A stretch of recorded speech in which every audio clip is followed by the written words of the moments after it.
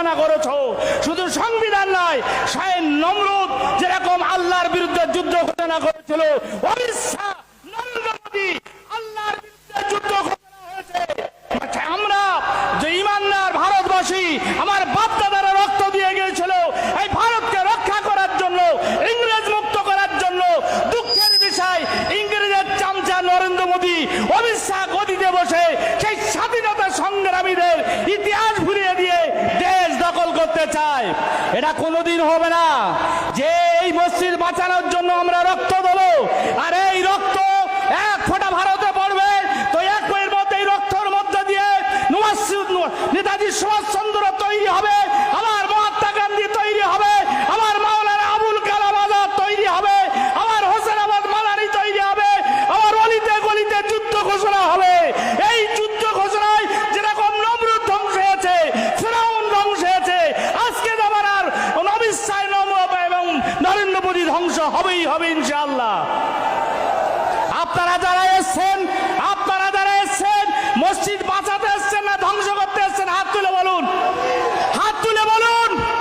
তাহলে আমাদের ওলামায়ে কেরামরা বারবার এলান করেছে, আপনারা রাস্তাটা খালি করে সামনে চলে আসুন। ঠান্ডায় বসে মসজিদ বাঁচবে না, ঠান্ডা ছায়ায় বসে নরেন্দ্র মোদীর সাথে লড়াই করা যাবে না, অমিত শাহ রাত থেকে লড়াই করা যাবে না। তাই জোর গলায় আওয়াজ তুলতে হবে, কালা কানুন বাতিল করো, নইলে গদি ছাড়তে হবে। বলুন, বলেন, যত আবার দিল্লি যারা পৌঁছে যায়, অমিত শাহ কালা কানুন বাতিল করো, বাতিল করো, অমিত শাহ কালা কানুন বাতিল করো, বাতিল করো, বাতিল করো, নইলে গদি ছাড়তে হবে, ছাড়তে হবে, ছাড়তে হবে। সেই জন্য অশেষ ধন্যবাদ জানিয়ে এই সভা শেষ পর্যন্ত আমরা থাকবো। যতদিন কালা কানুন বাতিল হবে না, যতদিন কালা কানুন বাতিল হবে না, ততদিন আমাদের আন্দোলন চলবে এবং গ্রামে গঞ্জে চলবে, কলকাতাও অচল হবে। এবং মাননীয় মুখ্যমন্ত্রীকে বলবো, আমরা আপনার সাথে আছি। যদি আপনি কালা কানুন বাতিল করতে পারেন, আর কালা কানুন যদি বাতিল না করেন, তাহলে আমাদের আন্দোলন সারা ভারতবর্ষে জুড়ে চলবে। এই গদিতে মোদী থাকবে না। মোদীকে জানাতে চাই যে তুমি মসজিদের বিরুদ্ধে যুদ্ধ ঘোষণা করোনি, ইসলামের বিরুদ্ধে যুদ্ধ ঘোষণা করেছো। শুধু ইসলামের বিরুদ্ধে যুদ্ধ ঘোষণা করোনি, সংবিধানের বিরুদ্ধে যুদ্ধ ঘোষণা করেছো। শুধু সংবিধান নয়, স্বয়ং নমরুদ যেরকম আল্লাহর বিরুদ্ধে যুদ্ধ ঘোষণা করেছিল, অমিত শাহ, নরেন্দ্র মোদী আল্লাহর বিরুদ্ধে যুদ্ধ ঘোষণা হয়েছে। আমরা যে ইমানদার ভারতবাসী, আমার বাপ দাদারা রক্ত দিয়ে গিয়েছিল এই ভারতকে রক্ষা করার জন্য, ইংরেজ মুক্ত করার জন্য। দুঃখের বিষয়, ইংরেজের চামচা নরেন্দ্র মোদী, অমিত শাহ গদিতে বসে সেই স্বাধীনতা সংগ্রামীদের ইতিহাস ভুলিয়ে দিয়ে দেশ দখল করতে চায়। এটা কোনোদিন হবে না। যে এই মসজিদ বাঁচানোর জন্য আমরা রক্ত দেবো, আর এই রক্ত এক ফোঁটা ভারতে পড়বে, তো এক বইয়ের মধ্যে এই রক্তের মধ্যে দিয়ে নেতাজি সুভাষচন্দ্র তৈরি হবে, আমার মহাত্মা গান্ধী তৈরি হবে, আমার মাওলানা আবুল কালাম আজাদ তৈরি হবে, আমার হোসেন আহমদ মাদানি তৈরি হবে, আমার অলিতে গলিতে যুদ্ধ ঘোষণা হবে।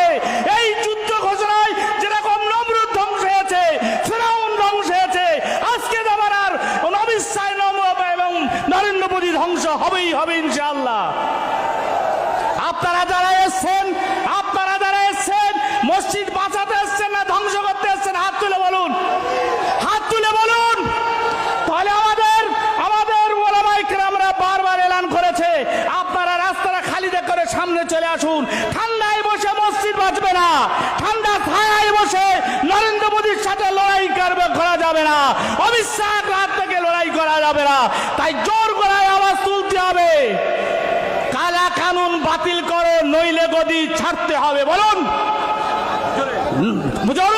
বলেন, যত আবার দিল্লি যারা পৌঁছে যায়, অমিত শাহ কালা কানুন বাতিল করো, বাতিল করো, অমিত শাহ কালা কানুন বাতিল করো, বাতিল করো, বাতিল করো, নইলে গদি ছাড়তে হবে, ছাড়তে হবে, ছাড়তে হবে। সেই জন্য অশেষ ধন্যবাদ জানিয়ে এই সভা শেষ পর্যন্ত আমরা থাকবো।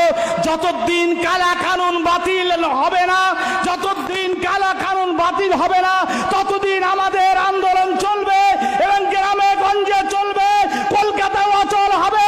এবং মাননীয় মুখ্যমন্ত্রীকে বলবো,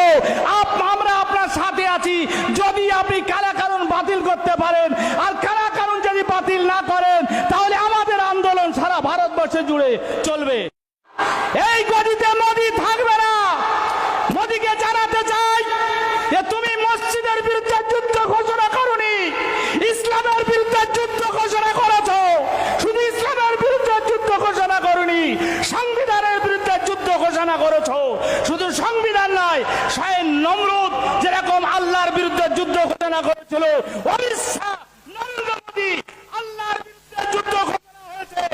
আচ্ছা, আমরা যে ইমানদার ভারতবাসী, আমার বাপ দাদারা রক্ত দিয়ে গিয়েছিল এই ভারতকে রক্ষা করার জন্য, ইংরেজ মুক্ত করার জন্য। দুঃখের বিষয় ইংরেজের চামচা নরেন্দ্র মোদী, অমিত শাহ